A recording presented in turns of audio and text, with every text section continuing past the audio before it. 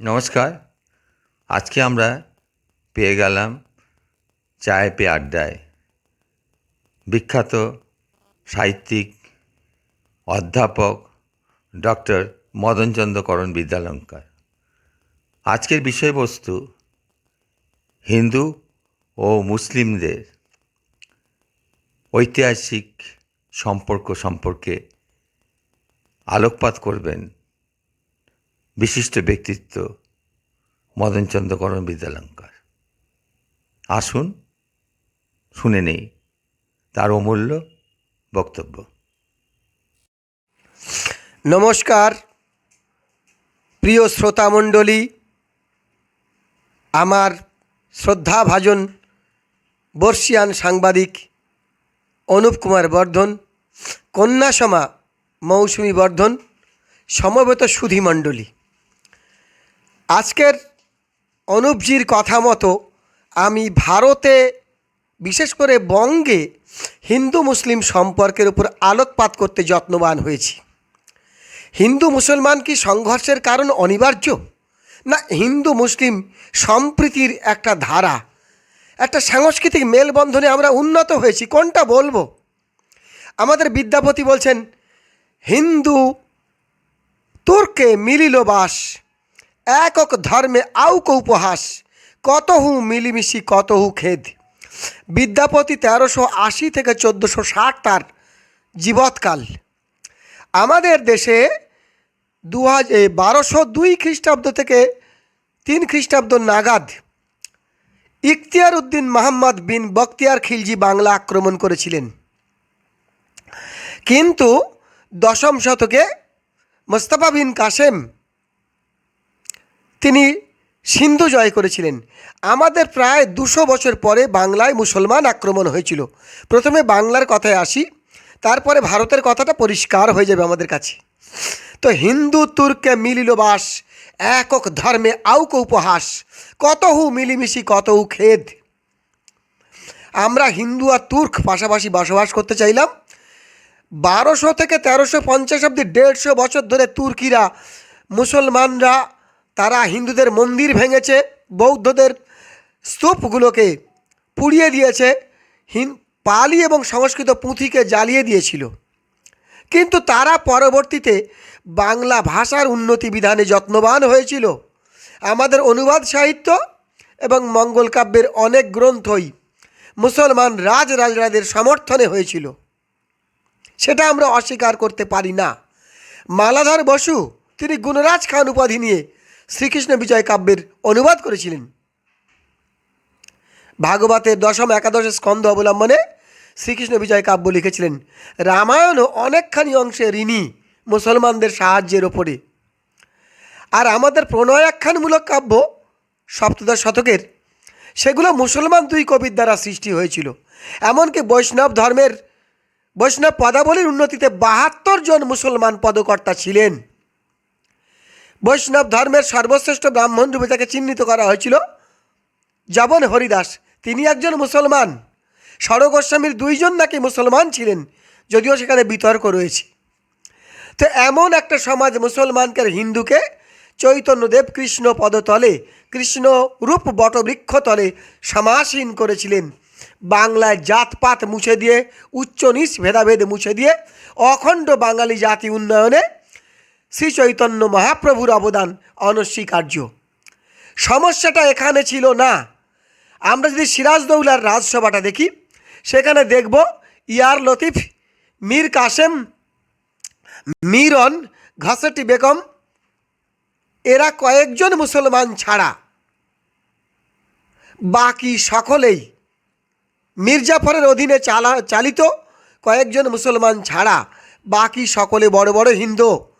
মাহাতাবচন্দ্র জগৎ শেঠ, রায় দুর্লভ, রাজা রাজ বল্লভ, মোহনলাল, মীর মদন হিন্দু মতান্তরে মুসলমান, রানী ভবানী, রানী তারা, কৃষ্ণচন্দ্র মজুমদার, সমস্ত বড় বড় পার্সোনালিটি সবাই হিন্দু ছিলেন। তাহলে কেন সমস্যা? মুসলমান রাজ দরবারে এত সংখ্যক হিন্দু রাজসভা লোকজন থাকছেন। আকবর বাদশার রাজসভা কবি ছিলেন টোডরমল।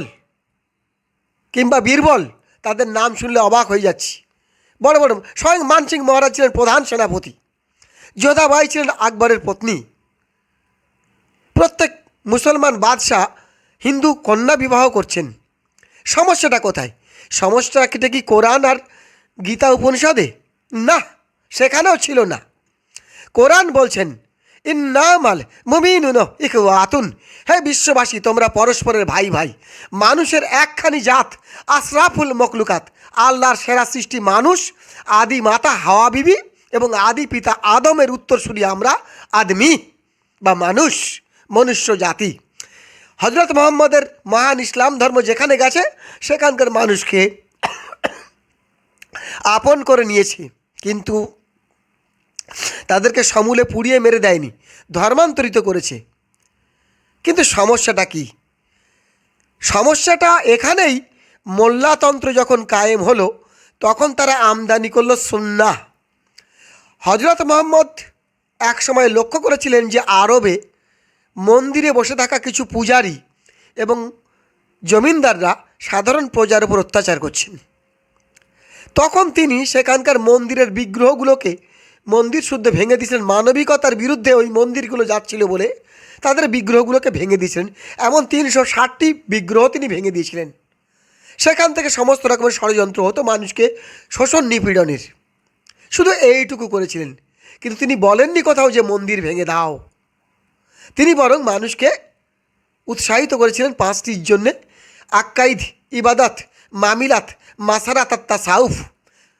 আক্কাইদ মানে ট্রু বিলিফ, ইবাদত মানে উপাসনা করো, মামিলাত আর মাসারাত সৎ কাজ থাকো এবং সৎ কাজে দান অনুদান করো, তাসাউফ খোদা প্রেমে পাগল হয়ে যাও। আমাদের ক্ষেত্রে তো একই কথা বলেছি আমরা, মানুষের কাজে থাকবার জন্যে। রবীন্দ্রনাথ বলছেন এসব ব্রাহ্মণ সূচি করি মন, হাত ধরো সবাকার। আমরা বলছি বসুধৈব কুটুম্বকম। আমরা তো বলেছিলাম সঙ্গাচ্ছাদ্ধাং সঙ্গবদধ্বং সঙ্গব মনাংসি জানতাম। একসাথে চলো, একসাথে বলো, হোক মন একাকার। জাতিভেদ তো আমাদের ছিল না। আমাদেরকে বলা হয়েছিল চাতুর্বর্ণম মায়া সৃষ্টম গুণ কর্ম বিভাগস। এটা শ্রেণী। আমাদের কর্মযোগের 3য় শ্লোকে বলা হচ্ছে লোক হস্মিন দ্বিবিধা নিষ্ঠা পুরা প্রক্তা মায়ানঘা জ্ঞান যোগ সাংখ্যনাং কর্ম যোগিনাং। তাহলে আমাদের কর্মযোগে কিন্তু সেখানে মানুষকে 2 প্রকার ভাগ করা হচ্ছে। এই 2647টা হিন্দুর বিভাজন কিংবা হিন্দু মুসলিমের উল্লেখ নাই। সমস্যাটা কোথায় হলো? মোল্লারা আমদানি করলেন সুন্নাহ। বলছেন হজরত মোহাম্মদ মানে মন্দির ভেঙেছেন, মোল্লাতন্ত্রে পুষ্ট এক শ্রেণীর উগ্র মৌলবাদী মুসলমান তারা মন্দির ভাঙতে যত্নশীল হলো। হিন্দুদের এক শ্রেণীর গোড়া হিন্দু তারা নিজেদের ধর্মগ্রন্থকে অস্বীকার করে যে দেশের রাজা বলেছিলেন সবে মুনিষে প্রজা মামা, সব মানুষ আমার প্রজা, সেই দেশে জাতিভেদের মতো ঘৃণ্যতা নিয়ে আসলো এবং ধর্মভেদের ঘৃণ্যতা নিয়ে আসলো। এবং মুসলমানদের ঘরে এই সুন্নাতে আপনি আচরি ধর্ম পরেরে শেখান। হজরত মোহাম্মদ অনেক পুণ্য কাজ করেছিলেন। সেখানে তার নমাজের পথে ডিস্টার্বকারী মহিলা হিন্দা, যিনি ময়লা ফেলতেন, কাঁটা বিছিয়ে রাখতেন, তার যখন জ্বর হয়েছিল তিনি সেবা করেছিলেন, খিদমত করেছিলেন। সে খিদমতের পরিবর্তে এরা হিংসাটা শেখালেন। কোনো একটা সময় হজরত মোহাম্মদ বাধ্য হয়েছিলেন ওই কাবার চারুপাশের মানে পৌত্তলিক বিগ্রহগুলোকে ভাঙতে। সেই একটি ঘটনাকে অবলম্বন করে মোল্লাতন্ত্রের একটা অংশ তারা হিন্দুদের মন্দিরকে ভেঙে দেওয়ার একটা মানে নজির হিসেবে গ্রহণ করে নিল। কিন্তু এই কথাটা উল্লেখ হয়নি। কোরআন সর্বত্র মনুষ্যত্বের কথা বলেছে, গীতা সবসময় মনুষ্যত্বের কথা বলেছে। আমাদের দেশ বিভাজনের সময় থেকে হিংসা, জাতীয় কংগ্রেসের পাশাপাশি মুসলিম লীগের জন্ম। এই মুসলিম লীগ বনাম জাতীয় কংগ্রেস এবং আরএসএসের জন্ম ভারত উপমহাদেশে হিংসার জন্ম দিয়েছে। এই হিংসার নিবৃত্তি কোথায় পাই? হিন্দু ইসলামে কোনো প্রভেদ নাই, মনুষ্যত্বের বিচার বিশ্লেষণের প্রভেদ হয়েছে। আমার মনে হয় শিক্ষা আনে চেতনা, চেতনা আনে বিপ্লব। আমাদের বেশি করে কোরআন হাদিস পড়া উচিত, বেশি করে গীতা, বেশি করে উপনিষদ পড়া উচিত। জ্ঞান আমাদের শক্তি, একতা আমাদের বল।